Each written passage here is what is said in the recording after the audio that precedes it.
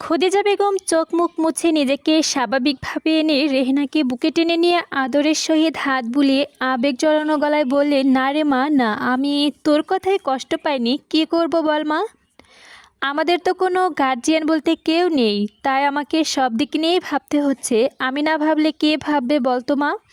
মা, আমার ভুল হয়ে গেছে, আর কোনোদিনও এরকম হবে না। দূর বোকা মেয়ে, এই জন্যে কি আবার কাঁদতে হয়? দেখ তো এখন কয়টা বাজে, শামীম এখন পর্যন্ত আসছে না কেন? একটা জিনিস লক্ষ্য করেছিস তুই? শামীমের আজ কয়েকদিন ধরে দেখছি ওর বাসায় আসলে তেমন কথাবার্তা বলে না, সর্বক্ষণ কী যেন ভাবে।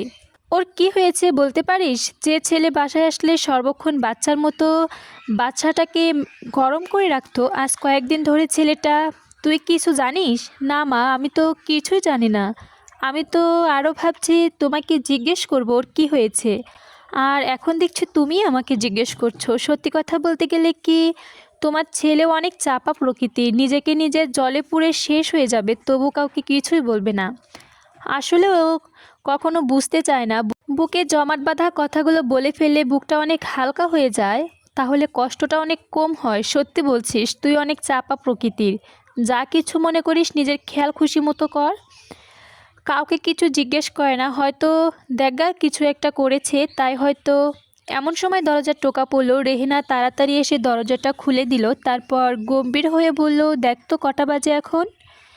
শামীম রুমে ঢুকতে ঢুকতে বলল, কাজের চাপে অত্যধিক ছিল, তাই আসতে একটু দেরি হলো। তারপর মায়ের দিকে চোখ পড়তে আশ্চর্য হয়ে বলল, মা, এখনও তুমি ঘুমাওনি? তুমি যে এত রাত পর্যন্ত জেগে তোমার শরীরটা খারাপ করবে। যাও মা, যাও, তুমি ঘুমিয়ে যাও। ঘুমোতে দিলি আর কই, যা করছিস ভালোই করছিস, তাড়াতাড়ি কাপড় চোপড় ছেড়ে নে, তোর সাথে কথা আছে। এই কথা বলে খদিজা বেগম বসা থেকে উঠে গেল। শামীম কথাটা শোনার পর বুকটা মোচড় দিয়ে উঠল। কিছুক্ষণ কোনো কথা না বলে স্তব্ধ হয়ে দাঁড়িয়ে রইল। আমার আর নিপার ব্যাপারে কিছু জেনে ফেললো না তো? যদি জেনেই যায় তাহলে তাহলে আর কী হবে? এগুলো ভাবতে ওর শরীরটা থরথর করে কাঁপছে। রেহেনা শামীমের চেহারা দেখে বুঝতে পারল শামীম অস্থিরতায় ভুগছে, তাই রেহেনার পাশে এসে বলল, ভাইয়া, আজ একটা সুখবর আছে। সুখবরটা শুনলে তুমি খুশিতে দিশাহারা হয়ে যাবে। শামীম কিছুটা চিন্তামুক্ত হলো, তারপর ব্যস্ত হয়ে বলল, কি খবর বলতো?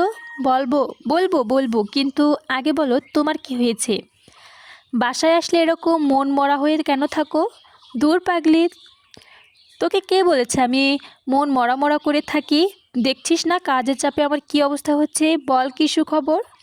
এদিকে খদিজা বেগম রেহেনাকে ডাকলো। রেহেনা খদিজা বেগমের ডাকে জবাব দিয়ে বলল, ভাইয়া, মার কাছে থেকে জেনে নিও সুখবরটা কি। মা বকবে আমাকে, তুমি মার কাছ থেকে জেনে নিও, বলে রেহেনা চলে গেল। এদিকে খদিজা বেগম শামীমের জন্য খাওয়া দাওয়া ছেড়ে অপেক্ষা করতে লাগলেন। কিছুক্ষণ পর শামীম কাপড় চোপড় পাল্টে হাত মুখ ধুয়ে খাওয়ার টেবিলে এসে খেতে বসলো। খদিজা বেগম পাশের চেয়ারটা বসে বললেন, শাকিলের তো এই পর্যন্ত অনেকগুলো মেয়ে দেখালাম, ওর একটা মেয়েও পছন্দ হয়নি, এবার একটা মেয়ে পছন্দ হয়েছে। মেয়েটার ছবি দেখে বুঝতে পারলাম হাজারো ভিড়ের মধ্যে একটা মেয়ে, দেখে শুনতে খুবই সুন্দর। খবর নিয়ে দেখলাম মেয়েটার আচার ব্যবহারও ভালো, আর মেয়ের গার্জেনও আমাদের খবর নিয়ে দেখলো ওদের পছন্দ হয়েছে। এখন আমরা হ্যাঁ বললে সম্বন্ধ হয়ে যাবে। সবার পছন্দ হয়েছে, এখন তোর পছন্দ হলেই আমরা শুভ কাজটা ফাইনাল করব। শামীম আশ্চর্য হয়ে বলল, আমার পছন্দের অপছন্দের কি আছে? ভাইয়ার পছন্দ হয়েছে, এটাই বড় কথা। এখন তোমার একটা কথাবার্তা ফাইনাল করে ফেলো, এতে আর কোনো কিছু ভাবাভাবি নেই। শাকিল বসে, তুই কালকে মেয়েটাকে ওদের বাসায় গিয়ে দেখে আসবি, যদি তোর পছন্দ হয় তাহলে বিয়ে কথাবার্তা হবে। আর এই দেখ মেয়ের ছবি। এই কথা বলে উনি ছবিটা শামীমের দিকে দিলেন, তারপর উনি পানি আনতে গেলেন। শামীম ছবিটা হাতে নিয়ে ছবিটার দিকে তাকাতেই বুকটা দরপড় করে উঠল। এ যে নিপার ছবি, ওকে ভোলার জন্য দিনরাত কাজের দিকে ডুবে আছি, আজ সেই নিপা বড় ভাইয়ের বউ হয়ে বাসায় আসছে। এখন থেকে কিভাবে ভুলবো আমি? চোখের সামনে না থাকলে এক কথা, আর যদি চোখের সামনে থাকে তাহলে তো ঈর্ষার জ্বলে পুড়ে ছারখার হয়ে যাব। শেষ পর্যন্ত ভাইয়ের বউ হবে, মারামারি। এই যে কোনোদিনও হবার নয়। না, এ বিয়ে কোনোদিনও হবে না। কিন্তু কি করে বলবো ওর সাথে এ বিয়ে হবে না? ও আমার প্রেমিকা, এখন যদি বলি তাহলে বিয়ে হবে না, তাহলে সবাই আমাকে ভুল বুঝবে। আমার আমার দিকটা কেউই দেখবে না। আমি যে কোনো আগুনে জ্বলে পুড়ে মরবো। সবার পছন্দ এবং সবচাইতে বড় কথা হলো ভাইয়ার পছন্দ। অনেকগুলো মেয়ে দেখার পর ওকে ভাইয়ার পছন্দ করেছে। হয়তো ভাইয়া এ বিয়ে না করতে পারলেও আর বিয়েই করবে না। তাহলে সারা জীবন আমাকে বিয়ের খোঁটা শুনতে হবে। যাক, যা ভাগ্যে আছে তাই হবে, বিয়েটা হয়ে যাক। বাই চান্স সহ্য করতে হবে, নাই পারলাম তাহলে বাসা ছেড়ে চলে যাব। তবু সংসারে অশান্তি হতে দিব না। তবে আমাকে অনেক সজাগ হতে হবে। বুঝতে পারছি না নিপা, তুমি আমাকে এত যন্ত্রণা দিয়েও তোমার শখ মেটেনি, তুমি আমাকে আরও জ্বালা যন্ত্রণা দিবে। খোদেজা বেগম পানির গ্লাস এনে ঢালতে ঢালতে বললেন, কেমন দেখলি মেয়েটা?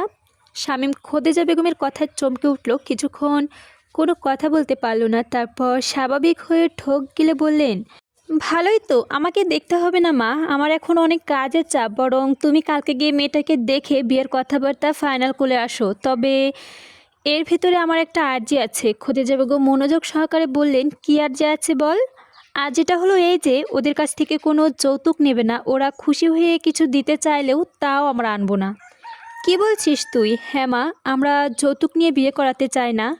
হ্যাঁ, আমিও তাই ভাবছি বাবা। তবে তোকে যেতে হবে, না হয় শাকিল খুব কষ্ট পাবে। শামীম মনে মনে বলল, ভাইয়া কষ্ট পেলে আমি কি করব? আমি যে কোনোভাবে যেতে পারছি না তা তোমাদেরকে কোনো দিনও বুঝিয়ে বলতে পারবো না। এ যে আমার ভাগ্যের পরিহাস। না হয় এগুলো ভেবে ভেবে বড় করে একটা নিঃশ্বাস ছেড়ে প্লেটে হাত ধুতে ধুতে বলল, ভাইয়াকে তুমি বুঝিয়ে বলো, তাহলে আমার কষ্ট করতে হবে না। দেখ না একটু সময় করে যেতে পারিস কি না? না মা, না, আমার হাতে একটু সময় নেই। খোদেজা বেগম চোখ বন্ধ করে কী যেন ভাবলেন। তারপর বললেন, আচ্ছা দেখা যাক। আরে না খেয়ে প্লেটে পানি দিলে? পেটে খিদে নেই, সন্ধ্যার সময় নাস্তা করেছি তাই। ওহ,